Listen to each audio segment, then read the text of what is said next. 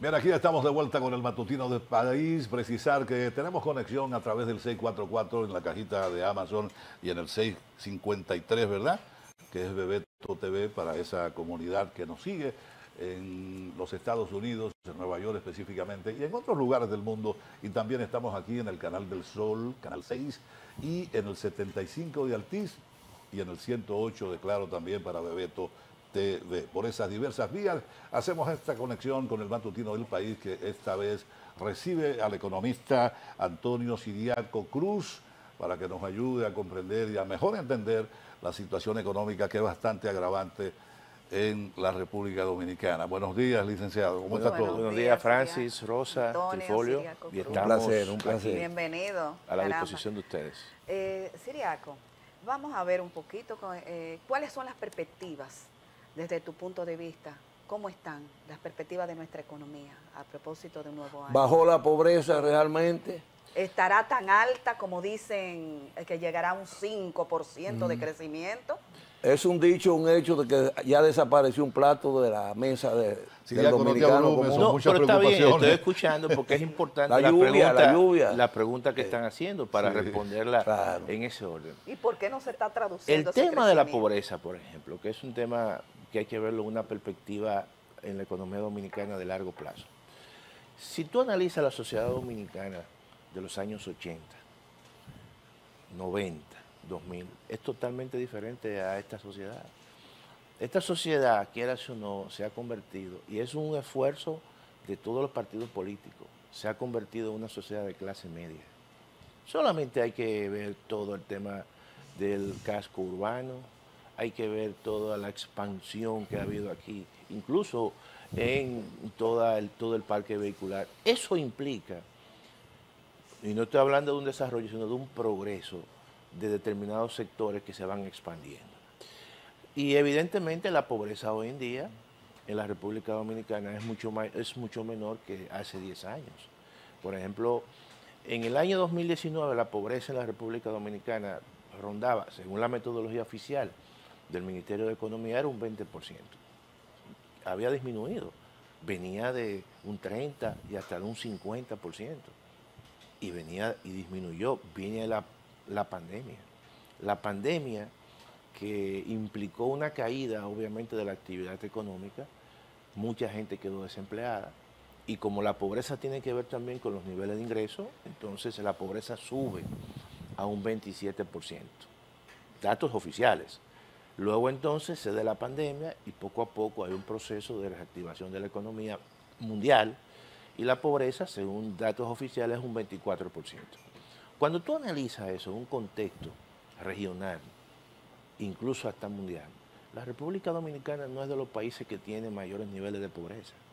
Tú no vas a comparar a países, por ejemplo, ¿tú sabes cuál es el nivel de pobreza que tiene un país histórico que se está mencionando, Argentina? Prácticamente un 50%. ¿Cuál es el nivel de pobreza de Venezuela? Brasil también. ¿Cuál es el nivel de pobreza de Brasil? Entonces, siempre nosotros tenemos que vernos no solamente en el ombligo de nosotros, sino a nivel regional. Hoy en día todos nosotros tenemos visa y viajamos y vemos, y entonces podemos decir, sin pasión, que nuestro país, en cierta manera, en los últimos 30 años, porque hay que verlo en el largo plazo, ha mejorado sus condiciones de vida. Eso es así, esa es la realidad. Yo no estoy ahí diciéndole que fue el partido tal o X, sino que hay que verlo fuera de la pasión y en términos de largo plazo. ¿Que hay todavía problemas importantes? Claro que sí, porque todavía esta es una sociedad que no ha llegado a un nivel de desarrollo como se amerita, porque es una sociedad que, a pesar de que tiene recursos naturales importantes, todavía no le da un uso mucho más eficiente. Todavía aquí no hay una seguridad social que nos diga a nosotros que yo, cuando me retire, tengo una certeza de recibir un seguro, de una pensión. Eso hay que seguirlo mejorando. Claro, hay elementos que son coyunturales. Nosotros siempre analizamos la coyuntura. Por ejemplo, Rosa me decía, ¿cómo se encuentra la economía? Bueno, la economía el año pasado desaceleró. Esa es la realidad. La economía que tradicionalmente crece y crecía un 5%, tuvo una desaceleración. ¿Por qué? Bueno, porque combatiendo la inflación, porque es un fenómeno que te distorsiona todo, el Banco Central comenzó a incrementar su tasa de política monetaria. ¿Qué significa eso? Que eso estaba encareciendo y encareció el préstamo. Las tasas de interés eran mucho más altas.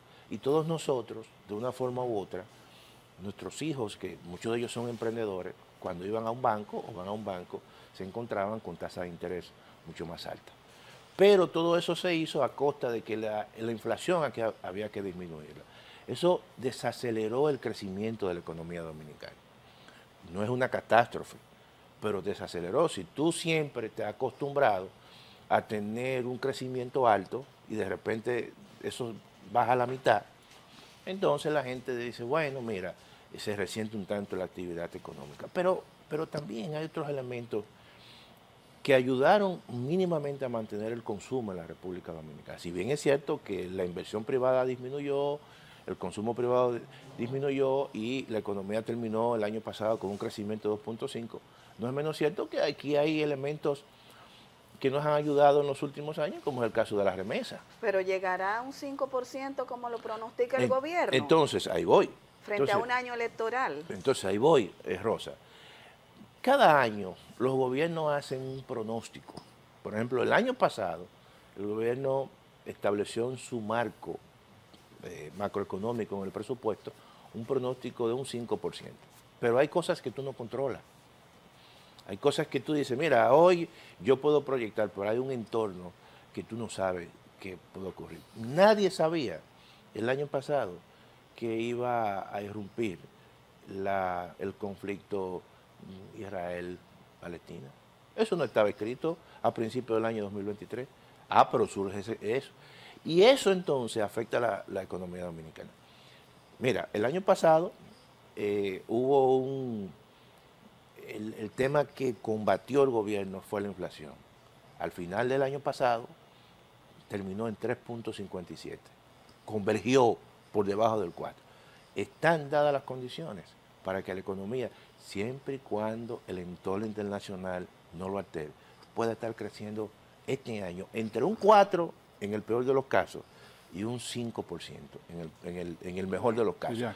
Todas las instituciones internacionales te dicen, mira, la economía dominicana, los estudios que se han hecho, la CEPAL, el Banco Mundial. La CEPAL tiene pronósticos menores. Sí, no, pero en la horquilla de un 4, en el peor de los casos, y en el máximo un 5. Te estoy hablando de que esas instituciones dicen 4, otras dicen un 4.5, otras dicen un 5. Ahora, ¿qué yo digo?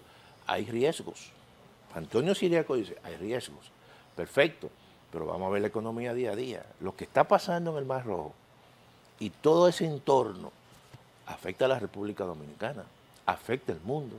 Y puede que la inflación ¿Cómo este no le año... explica a la gente cómo se traduce eso? Déjame preguntar algo, porque el panorama que está describiendo Siriaco luce bastante halagador, si se quiere, para una realidad diferente que la población está percibiendo con la alza muy desmedida que hay en los productos de la canasta familiar. Percibiendo y viviendo. Entonces, ¿cómo uno debe...? No, yo estoy hablando, Francis, de un pronóstico que se hace a partir de este año, de que la economía puede llegar a un crecimiento entre un 4 y un 5. Ahora, ¿qué está ocurriendo? Que ya es otra cosa. Por ejemplo, el tema, y eso yo lo he escrito en algunos artículos, he dicho, mira, la República Dominicana desde el año pasado tiene una situación donde hay una inflación de alimentos enorme en la República Dominicana. Tú escribes hoy a propósito de eso. Claro, una inflación de alimentos. Fíjate, que es importante aclarar eso.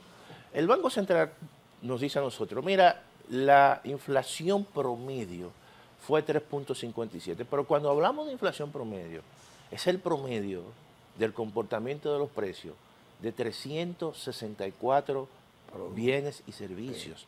Hay algunos que bajan y otros que se quedan arriba. ¿Qué ha ocurrido?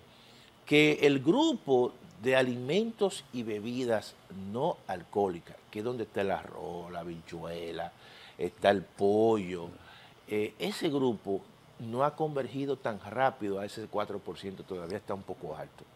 ¿Y tú sabes cuánto representa ese grupo? El 24% de esa canasta de 364 productos.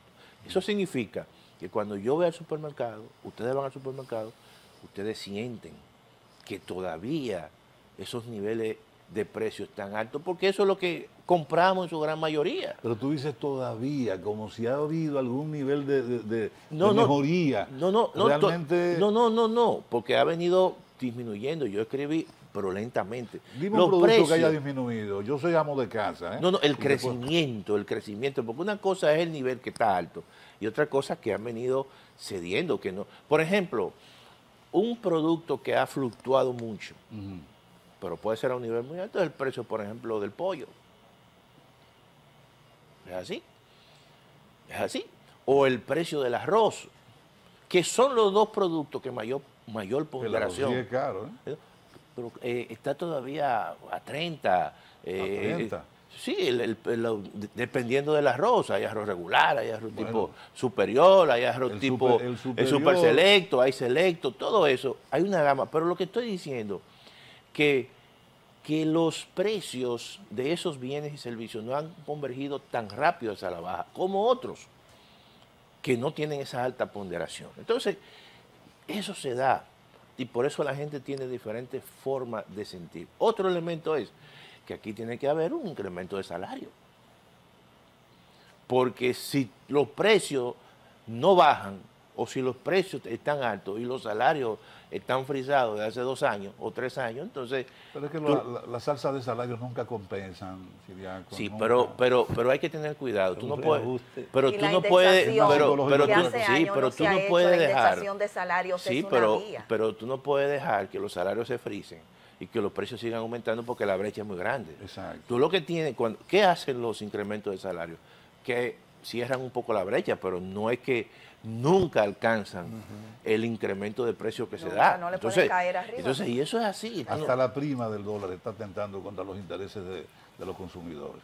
Claro, pero el dólar no es eso no es un problema, se puede decir, de carácter, de que tú puedes ver una crisis ahí. Las fluctuaciones del dólar, o sea, una crisis, aquí la República Dominicana... ¿Pero tiene repercusión, Ciriaco? No, pues no estoy diciendo que no, sí tiene repercusión, pero no estoy viendo eso como una gran crisis. Yeah. El tema, obviamente, de los precios es mucho más fuerte y que hay que atacar que el tema de la prima del dólar, porque tú me dices, bueno, el Banco Central tiene casi 15 mil millones. El problema es que va de la mano, porque entonces inmediatamente la prima sube ¿qué hacen los dueños de los productos? Tú subiste una conversación que yo escuché, tú subiste tus precios. No, todavía yo no lo he subido, mantengo al mismo nivel. No, eso es cierto, pero está bien, pero no estoy diciendo, pero no como la gente. No, claro que sí. Pero yo lo que quiero que ustedes sepan que eso no es un problema que te va a traer una crisis en la economía. Claro. O sea, el gobierno tiene que actuar, el Banco Central tiene que inyectar dólares para mantener eso, pero no es algo tan determinante.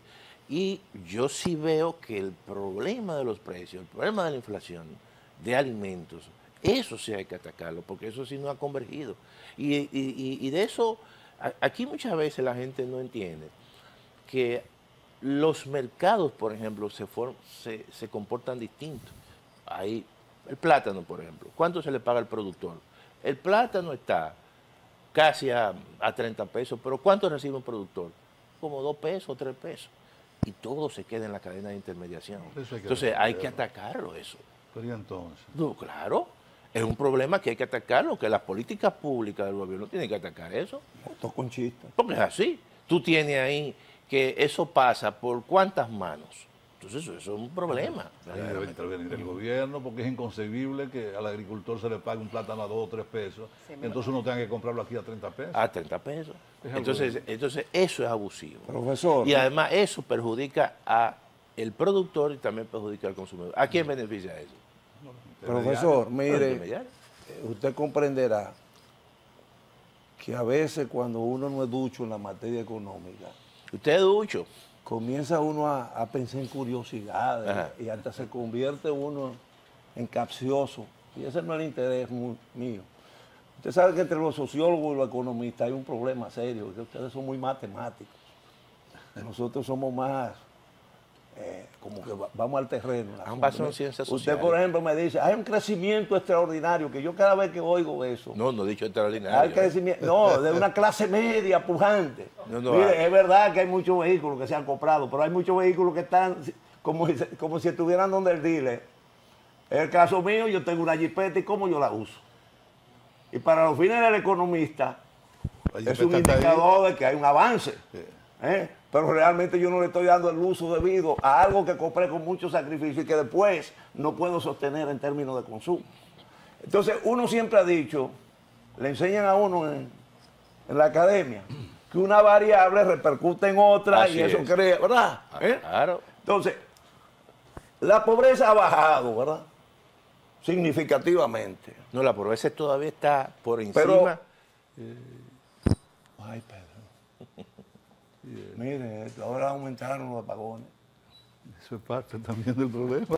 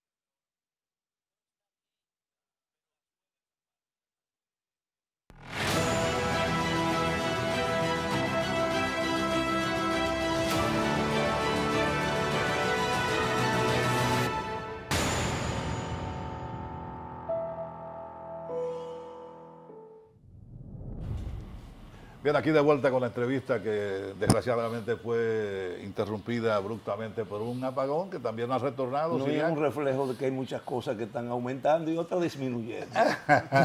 Definitivamente. Profesor, lo que quería preguntarle, perdone la curiosidad, mire, nos estamos ufanando de que realmente la pobreza está desapareciendo. Qué bueno, eso sería lo ideal.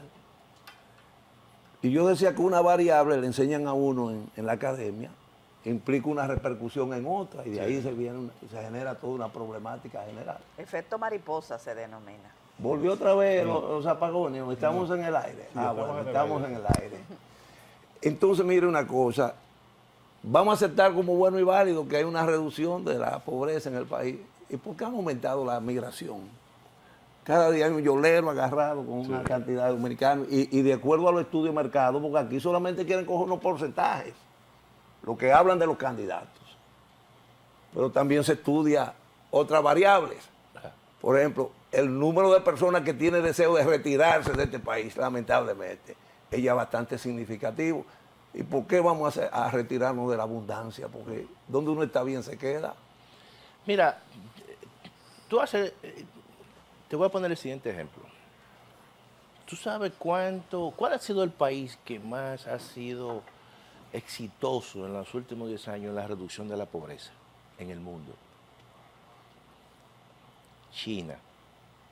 China es la segunda potencia del mundo. ¿Y tú sabes cuántos ciudadanos chinos han atrapado en todo ese grupo que fluye desde Centroamérica, México, para entrar a Estados Unidos? Una cantidad impresionante. Entonces uno se pregunta, ¿y qué está ocurriendo? Evidentemente que tú tienes que observar y ver las migraciones en el tiempo. Quieras o no, oye bien, a pesar de todo, en la República Dominicana la gente sale menos que hace 20 años. Así es. Tú tienes que verlo en esa perspectiva. Si hay un país donde los norteamericanos lo han integrado, esa es la realidad, y donde más visas han dado de residencia en América Latina es en la República Dominicana. Sí. Se han incrementado enormemente. Enormemente, no. Pero la Yola no llevan 10 ni 5 no, pero no solamente ciudadanos dominicanos se van, se van también cubanos y un grupo haitianos. Entonces, lo que te quiero decir es que a pesar de todo, tú vas a ver que se van a seguir yendo. Todavía, hoy en día, muchos ciudadanos y jóvenes españoles se van a trabajar al Reino Unido y se van a trabajar a la Irlanda. Sí. O sea, es así, a pesar de que España ha tenido un crecimiento extraordinario y es la 16 potencia o 15 potencia del mundo. El tema migratorio es un tema histórico de la sociedad y tú como sociólogo tienes que saber eso. Y a veces el movimiento de la gente es algo que es difícil que tú lo pares. Entonces, eso es un proceso de la naturaleza del ser humano. Sí. Eso es así. Entonces, y obedece a múltiples factores también. Y son múltiples factores. Fundamental es económico. Sí, claramente. Fundamental es económico. Claro, es cierto que hay elementos de atracción, claro, hay elementos de innovación, claro, lo que tú quieres, y seguridad, lo que es natural, usted quiere crecer y conocer otras realidades. Es económico, claro que sí. Por ejemplo, ahora mismo en la República Dominicana hay una gran cantidad de jóvenes que se han ido para Canadá a trabajar. ¿Y para Estados Unidos? Con doctorado. ¿Por qué? Porque, ¿qué ocurre? Cuando vienen a la República Dominicana, la estructura que encuentran en términos de la industria no le absorbe a ellos, ni lo va a emplear. Y además que tienen otro tipo de remuneración mucho más alta. Y es normal que se dé eso. Y hay una venta de ilusión. Sí. Pero tú como sociólogo, y tú en un momento importante dijiste, el sociólogo se dedica a analizar con criticidad los procesos, las encuestas. Y hay que verlo, no en la coyuntura, señores, no en el momento, ni en un año, en 2 años. Oye, hay que verlo en el largo plazo. Por ejemplo, el PLD duró 20 años el poder, y tú analizas, y verdad, hubo un impacto importante en la economía dominicana. Pero solamente la construcción del metro. ¿Tú crees que eso fue una obra? ¿Tú la criticas esa obra? ¿Tú la criticas? Uno no la puede criticar. Y eso, uno tiene que decir la verdad. ¿Por qué no ha sucedido lo mismo? Porque con un sistema de transporte, porque son masivos, después se hizo el teleférico, se va a hacer un monorriel. Todo eso, señores, hay que verlo en función de un proceso de acumulación que puede tener un país. Y cuando tú proyectas, si eso sigue, no importa el que esté ahí, si eso sigue, si sigue ese proceso de mejoramiento de servicio en la República Dominicana va, en los próximos 50 años, va a estar mejor. Oye, ¿tú sabes qué es lo que ha garantizado realmente esto, la estabilidad política? Nosotros podemos criticar a los partidos políticos en la República Dominicana con todas sus imperfecciones, pero todos los arreglos políticos que se han dado, incluso a partir de los años 90, del 94, eso ha permitido tranquilidad y eso ha permitido que en diferentes gobiernos fluyan inversión extranjera, capitales extranjeros. Eso está bien. Yaco, de cara a este panorama que tú estás planteando, ¿cuál tú crees y qué propuesta tú tienes frente a estos desafíos? ¿Qué tú entiendes que debiera el gobierno propiciar, promover? Porque la ruta que estamos siguiendo no es promisoria en términos de esta inflación, de yo también soy ama de casa, de que esto no puede, y que van a subir ahora con una tasa de cambio que se va elevando. Eso, mira, el tipo de cambio está estipulado en el presupuesto a 60 por 1. Sí, eso es. Perfecto. Entonces, yo creo que aquí hay problemas. Ya llegamos a ese tope, ¿no? No, estamos al 58, 59. En los periódicos sí. Yo te digo porque yo en estos días tuve que comprar dólares, ¿no?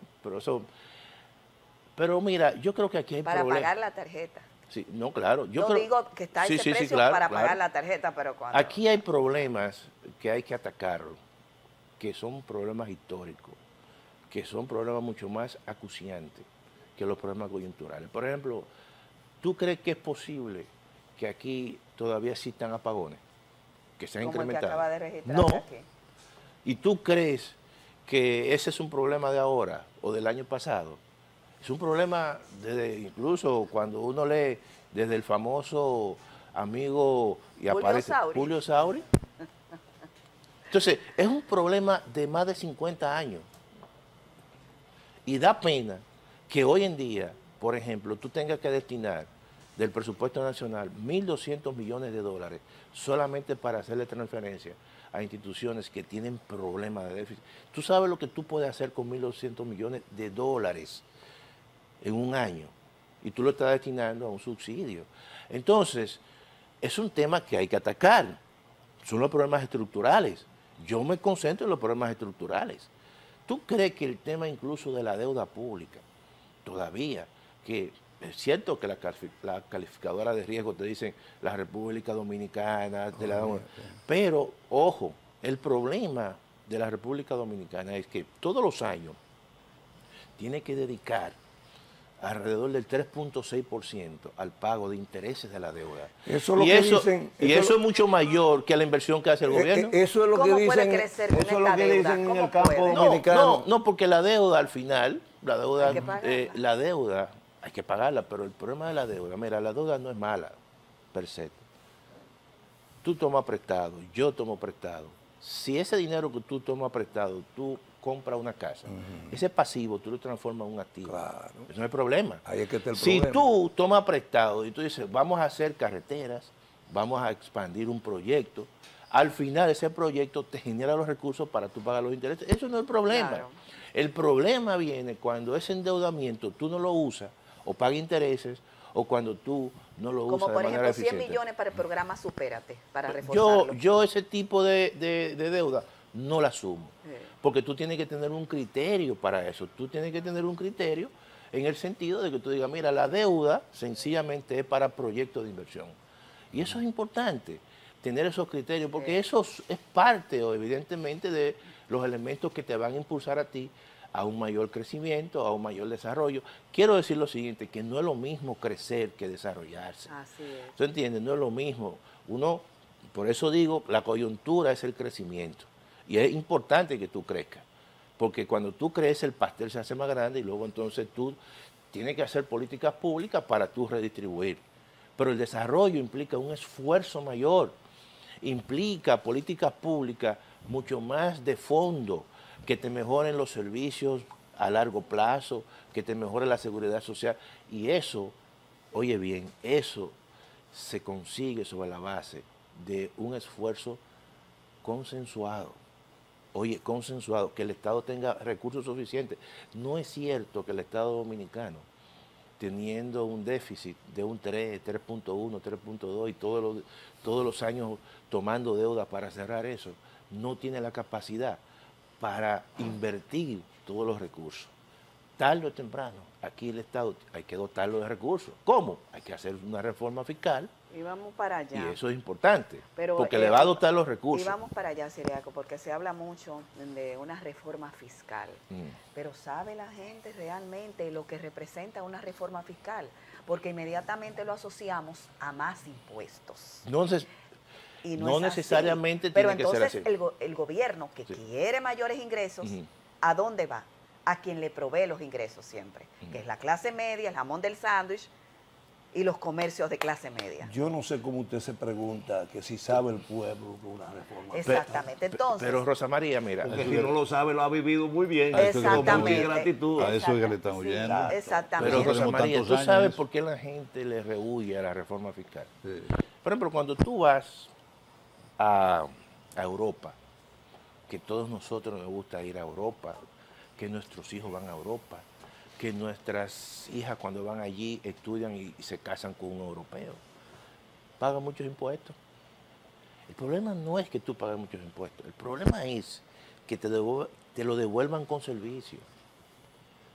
El problema es que todos nosotros, cuando nos enfermamos, vamos a un hospital, no vamos a un hospital, vamos a una clínica. Esa clínica es un sobrecoste porque tú estás pagando un seguro. Sí. Entonces, porque tu pensión te hace vivir dignamente. Te hace, exactamente. Entonces, todo es, mira, todas las reformas tienen un costo político, pero tienen un beneficio político. ¿Tú sabes por qué Danilo Medina aprobó el 4%? Porque había un costo político, pero había un beneficio político. Y le sacó provecho al beneficio político. Entonces, esa es la economía, como dice Juan Francisco Trifolio, es muy parecida a la sociología, porque la economía es economía política. ¿Y tú sabes por qué hay economía política? Porque las decisiones económicas, cuando son así, tienen que ver el costo político y el beneficio político. Oye, en los años 90, la reforma que hizo Balaguer, el código tributario, el código arancelario que se modificó, y eso está escrito, no lo llevó al Congreso. No lo llevó al Congreso porque que es un error, lo que pasa es que hoy no vivimos en ese momento. Iba a retrasar el proceso. Y a quien se lo entregó con un papelito para que saliera al día siguiente fue a Germán Emilio Horne. Y eso salió, fue en un solo periódico, el periódico El Caribe. Y la gente se enteró ese día. Y después entonces eso, como dicen, la carga se arregló en el camino y lo arregló el Congreso. ¿Y tú sabes por qué Balaguer lo hizo? Balaguer lo hizo sabiendo que era un costo político, pero dijo, eso me va a entrar a mí una cantidad de recursos y con esos recursos yo lo voy a invertir. Y es así porque la lógica de Balaguer era, de 100 pesos que entraban, 50 era inversión pública. ¿Y qué recomendaciones? Entonces, lo que te quiero decir es que... Y esa lógica no se puede emular. No, porque, oye, hoy vivimos en una sociedad más democrática, en una sociedad donde tú no puedes vulnerar derechos porque te llevan a ti al Tribunal Superior Administrativo, o si no lo llevan al Tribunal Constitucional. Y aquí hay ya una constitución del 2010, donde hay altas cortes, donde hay tribunales, y tú no puedes ya pensar que estamos en los años 80, 70 y los años 90. O sea, lo que sí yo como ciudadano tengo que aceptar es que me hipotequen mi familia, como está hipotecada, no que te hipotequen. Un endeudamiento para el cual nunca me tomaron en cuenta, eso sí. Bueno, pero lo que te así quiero... no se puede. Bueno, pero se supone que en los últimos años tú has echado el voto, aunque sea en blanco. Pero yo quiero. Y le ha dado validez a eso. Siriaco, ¿Tú entiendes? A esa arquitectura institucional. Yo quiero darle valor a ese manejo de la economía doméstico que se le atribuye a Balaguer. A mí me parece que no deja de ser un aprendizaje manejar la economía así, tan cuidadosamente, que de 100 pesos que me entran tú destinas tanto para esto, tanto para esto. Eso es verdad. Y parece que el manejo, profesor, sí, pero oye bien, profesor, oye Francis, perdóneme, parece ser que el manejo con la libreta funcionó mejor que el manejo ahora con computadora. No, pero oye bien. Ya viene inteligencia pero Francis, son tiempos distintos. Está bien, pero... Son tiempos diferentes. Por ejemplo, ¿cuál fue el coste de eso? El constreñimiento de los salarios en el sector público. Eso fue el coste y también todo el tema de la corrupción. O sea, aquí los salarios durante toda esa época se fueron frisados. ¿Por qué? Porque gran parte de esos recursos Balaguer lo utilizaba para hacer obras, pero ya no se puede. Porque precisamente lo que hemos dicho, ¿cómo tú le vas hoy en día a nuestros hijos, muchos jóvenes que se han ido a estudiar fuera, van a Francia, van a España? ¿Qué es lo que están viendo? Todos esos movimientos sociales. Y cuando vienen aquí, si tú como gobernante actúas así, ¿qué van a hacer? Se van a la Plaza de la Bandera, profesor, entonces... que van a protestar, y eso te crea un malestar. Hoy en día, Francis, la sociedad es distinta. Sí, eso es distinta. El mismo Balaguer fue diferente en los 12 años que en los últimos 10 años. Sí, entonces lo ideal es coger prestado para meterlo en la bóveda del Banco Central. No, yo no he dicho eso. No, yo pregunto. No, Trifolio, jamás. ¿Qué yo he dicho, Trifolio? ¿Qué es lo que estoy diciendo? Que el peor... Como que esa era la técnica que utilizaban nuestros abuelos, vamos a meterlo en la tirada. No, que el peor de los negocios es cuando tú tomas prestado y tú no lo inviertes. Exacto. O sea, si tú tienes un dinerito ahí, quedó muy claro, ¿tú lo vas a poner debajo del colchón? No. tú tienes que invertirlo, tú tienes muchos mecanismos, y lo primero que tú haces es, pero ven acá, ¿cuánto me está pagando a mí el certificado del Banco Central? Me está pagando, porque así que uno piensa. Sí, pero se contrapone todos los préstamos que ha estado asumiendo el gobierno y el poco nivel de realización. Pero no lo está usando. Precisamente. Sí, no hay inversión de capital. Inversión de capital. ¿Y qué estoy diciendo? Que eso hay que cambiarlo. ¿Qué estoy diciendo? Que aquí se está pagando más en intereses que en inversión pública. Entonces, esa lógica, profesor, tú no la puedes decir, tú no puedes seguir en eso. Entonces, tú tienes que cambiar eso. Tú tienes que cambiar eso. Porque de lo contrario, entonces, tú estás tomando préstamos, pagando intereses, pero no se estás dice también para tener una recursos pregunta para la campaña que se está diciendo. No, bueno, ya eso es un tema de carácter político. Sí. ¿Tú entiendes? Pero la mejor campaña que tú puedes hacer es haciendo cosas, invirtiendo. Exacto. Esa es la mejor campaña, desde mi punto de vista. Siriaco, pero ya hay elementos ahí, ¿tú entiendes? Una preocupación en términos personales. ¿Realmente la economía de la persona, del individuo, repercute en una decisión que él pueda asumir? Por aquello del proceso eleccionario que viene, ¿no? Que se avecina. No, mira, la situación económica tendrá repercusión en términos electorales. Tú como economista lo adviertes. ¿Y qué tú recomiendas? ¿Ustedes saben? ¿O la gente se ha acostumbrado a vivir mal? No. Ustedes saben cuál es el partido más grande, ¿verdad? ¿Cuál es el partido más grande? ¿Cuál es el partido más grande? Tú no lo sabes. El Estado Dominicano. El Estado es el partido más grande. ¿Qué significa eso? Eso significa que tiene una ventaja relativa. Sí, claro, los sobrecitos. O sea, una ventaja relativa superior. Por la misma característica de, ¿verdad? Sí. De la sociedad dominicana o de las sociedades. Pero eso no solamente ocurre aquí. Sí. También en estos días estaba yo leyendo unos artículos de Argentina, y eso pasa igual.